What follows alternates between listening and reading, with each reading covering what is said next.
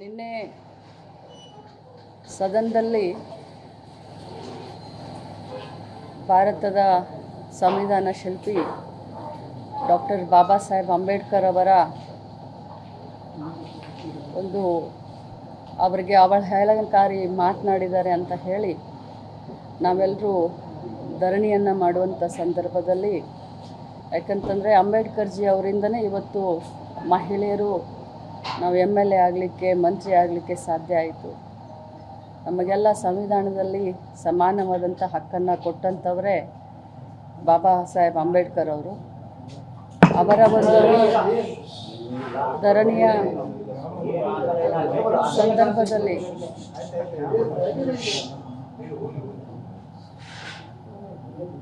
ಎಲ್ಲರೂ ಧರಣಿ ಮಾಡಿ ಮುಗಿಸಿ ನಾವೆಲ್ಲ ಕೂತ್ಕೊಂಡಿದ್ವಿ.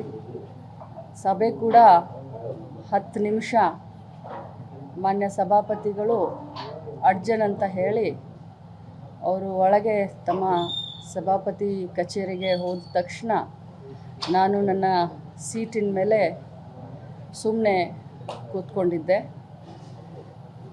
ಆದರೆ CT ರವಿ ಅವರು ನಮ್ಮ ನಾಯಕರಾದಂಥ ರಾಹುಲ್ ಗಾಂಧಿಯವರಿಗೆ ಡ್ರಗ್ ಅಡಿಕ್ಟು ಅಂತ ಹೇಳಿ 3-4 ಬಾರಿ ಅಂದರು.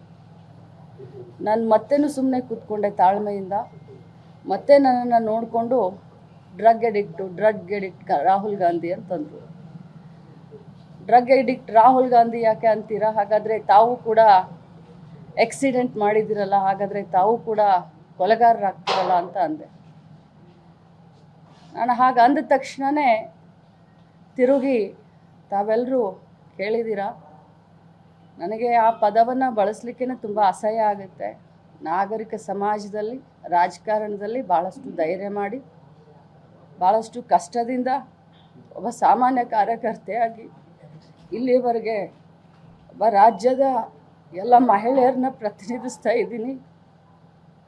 ಇಂಥ ಸಂದರ್ಭದಲ್ಲಿ ನನಗೆ ಆ ಮಾತನ್ನು ಒಮ್ಮೆ ಎಲ್ಲ 10 ಬಾರಿ ಹೇಳಿ ನನ್ನನ್ನು ತೇಜೋವಧೆ ಮಾಡಿದರು. ಇದಕ್ಕೆಲ್ಲ ಹೆದರೋದಿಲ್ಲ ನಾನು.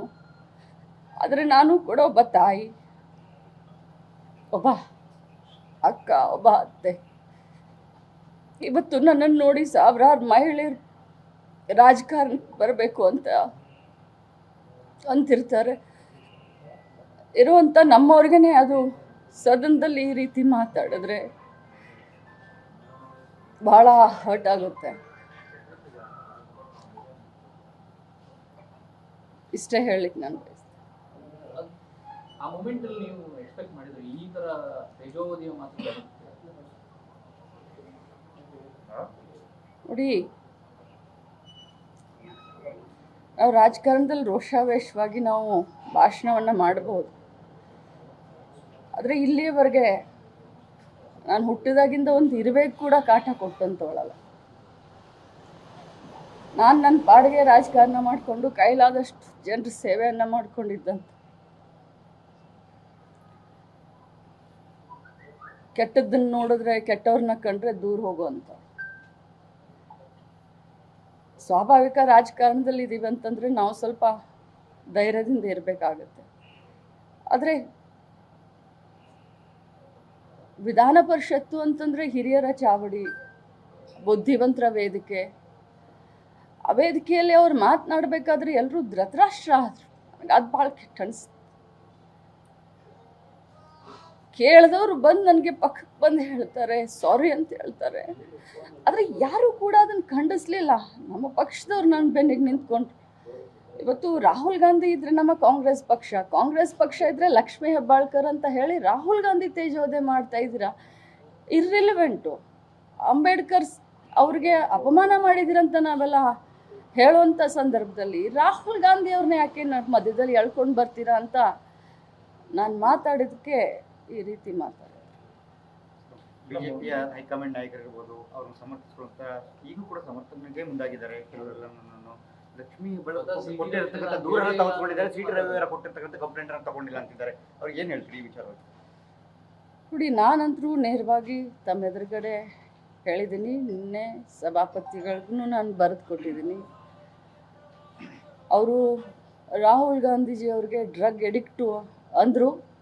ಅದಕ್ಕೆ ನೀವು ಆಕ್ಸಿಡೆಂಟ್ ಮಾಡಿದ್ರ, 3 ಜನರನ್ನು ಕೊಲೆ ಮಾಡ್ದಂಗೆ ಆಗಿದೆ, ನೀವೇ ಕೊಲೆಗಾರರು ಅಂದರು ಅಂತ ನಾನು ಅಂದಿದ್ದೀನಿ. ನಾನು ಆ ಮಾತಿನಿಂದ ಎಲ್ಲೂ ಹಿಂಸರ್ದಲ್ಲ. ಆದರೆ ಅವರು ಸಭಾಪತಿಗಳು ಎದುರುಗಡೆ ಹೇಳಿದ್ದಾರೆ, ತಮಗೂ ಹೇಳಿದ್ದಾರೆ. ನಾನು ಆ ರೀತಿ ಅಂದಿಲ್ಲ, ಆ ವರ್ಡನ್ನು ಯೂಸ್ ಮಾಡಿಲ್ಲ ಅಂತ. ಬಟ್ ಮಾಧ್ಯಮದಲ್ಲಿ ತಾವೇ ಎಲ್ಲರೂ ತೋರಿಸಿದ್ರ, ತಮ್ಮೆಲ್ಲರ ಮೊಬೈಲ್ದಲ್ಲೂ ಅದಿದೆ. ಅವ್ರು ಏನು ಅಂದಿದ್ದಾರೆ ಅಂತ. ಅವ್ರು ಸುಳ್ಳು ಹೇಳ್ತಾರೆ, ತಮಗೆಲ್ಲರಿಗೂ ಗೊತ್ತು, ರಾಜ್ಯದ ಜನರಿಗೂ ಗೊತ್ತು, BJPಯ ನಾಯಕರುಗಳಿಗೂ ಗೊತ್ತು. ಆದರೆ ನಾನ್ಯಾವತ್ತೂ ಸುಳ್ಳು ಹೇಳುವಂಥ ಪ್ರಮೇನೇ ಇಲ್ಲ. ನಮ್ಮ ರಾಹುಲ್ ಗಾಂಧಿ ಅವ್ರಿಗೆ ಡ್ರಗ್ ಎಡಿಕ್ಟ್ ಅಂದಾಗ ನಾನು ಕಣಿಸಿದ್ದಂತೂ ನಿಜ. ಆದರೆ ಅವ್ರು ಮಾತಾಡಿಲ್ಲ ಅಂತ ಹೇಳ್ತಾರೆ. ಅವ್ರು ಮಾತಾಡಿದ್ದು ನಿಮ್ಮೆಲ್ಲರ ಡೊಮೇನ್ನಲ್ಲಿದೆ, ಫುಟೇಜ್ ಇದೆ, ಪ್ರತಿಯೊಬ್ಬರ ಮೊಬೈಲ್ನಲ್ಲಿ. ಸಭಾಪತಿಗಳು ಕಾರ್ಯದರ್ಶಿಗಳು ನ್ಯಾಯ ಸಿಗ್ಲಿಲ್ಲ ಹಾಗಾದ್ರೆ, ಯಾಕಂತ ಅವಲ್ಲಿ ಕೇಳಿದ್ರಿ, ಸಭಾಪತಿಗಳ ಹತ್ರ ಮನವಿ ಮಾಡಿದ್ರಿ. ಅಮಾನತು ಮಾಡಬೇಕು ಅಂತ ಆಗ್ರಹ ಇದೆ. ನಾನು ಈ ಬಗ್ಗೆ ಏನೂ ಮಾತಾಡ್ತಿಲ್ಲ. ನಾನು ಬಹಳ ಶಾಕ್ನಲ್ಲಿದ್ದೀನಿ, ಬಹಳ ದುಃಖದಲ್ಲಿದ್ದೀನಿ. ನನಗೆ ಅದಾದ ತಕ್ಷಣ ನನ್ನ ಸೊಸೆ ಹಾಸ್ಪಿಟಲಲ್ಲಿದ್ದರು, ನನಗೆ ಫೋನ್ ಮಾಡಿದ್ಲು, ಅಮ್ಮ ಯು ಆರ್ ಅ ವಾರಿಯರ್, ನಿನ್ನ ಜೊತೆ ನಾವೆಲ್ಲ ಇದ್ದೀವಿ ಅಂತಂದರು. ನನ್ನ ಮಗ ಬೆಂಗಳೂರಿನಲ್ಲಿದ್ದಾನೆ, ನನಗೆ ಫೋನ್ ಮಾಡಿ ಧೈರ್ಯ ತುಂಬಿದ್ದಾನೆ. ನನ್ನ ತಮ್ಮ ಬೆನ್ನಿಗಿದ್ದಾರೆ, ನನ್ನ ಕ್ಷೇತ್ರದ ಜನ ನನ್ನ ಬೆನ್ನಿಗಿದ್ದಾರೆ, ಕಾಂಗ್ರೆಸ್ ಪಕ್ಷದ ಜನ ನನ್ನ ಬೆನ್ನಿಗಿದ್ದಾರೆ. ಈ ಸಂದರ್ಭದಲ್ಲಿ ನಾನು ಇದಕ್ಕಿಂತ ಜಾಸ್ತಿ ಏನು ಮಾತಾಡಕ್ಕೆ ಹೋಗೋದು. ಹಿಂದೆ ಥ್ಯಾಂಕ್ ಯು. ಇಲ್ಲಿಂದಲೂ ಕೂಡ ಬಹಳಷ್ಟು ನಾಯಕರು ತಮ್ಮ ಬಗ್ಗೆ ಮಾತನಾಡಿದ್ದಾರೆ.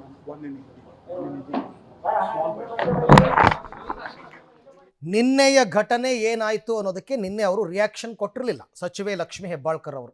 ಹಾಗಾಗಿ ಇವತ್ತು ಅವರು ಪ್ರೆಸ್ ಮೀಟ್ ಮಾಡಿ ಈ ವಿಚಾರ ಹೇಳಿದ್ದಾರೆ, ಏನು ನಡೀತು ಅಂತಕ್ಕಂಥದ್ದು ಹೇಳಿದ್ದಾರೆ, ತಾವು ಏನಂದ್ರು ಅಂತಕ್ಕಂಥದ್ದನ್ನು ಕೂಡ ಹೇಳಿದ್ದಾರೆ. ಹೌದು, ನಾನು ಈ ಥರ ಮಾತನಾಡಿದ್ದೀನಿ, ಆದರೆ ಈ ರೀತಿ ಪದ ಬಳಕೆಯನ್ನು ಅವ್ರು ಮಾಡ್ತಾರೆ ಅಂತಕ್ಕಂಥದ್ದನ್ನು ನಾನು ಅಂದುಕೊಂಡಿರಲಿಲ್ಲ, ಎಕ್ಸ್ಪೆಕ್ಟ್ ಮಾಡಿರಲಿಲ್ಲ ಅಂತ ಕಣ್ಣೀರಿಟ್ಟು ಮಾತಾಡಿದ್ದಾರೆ.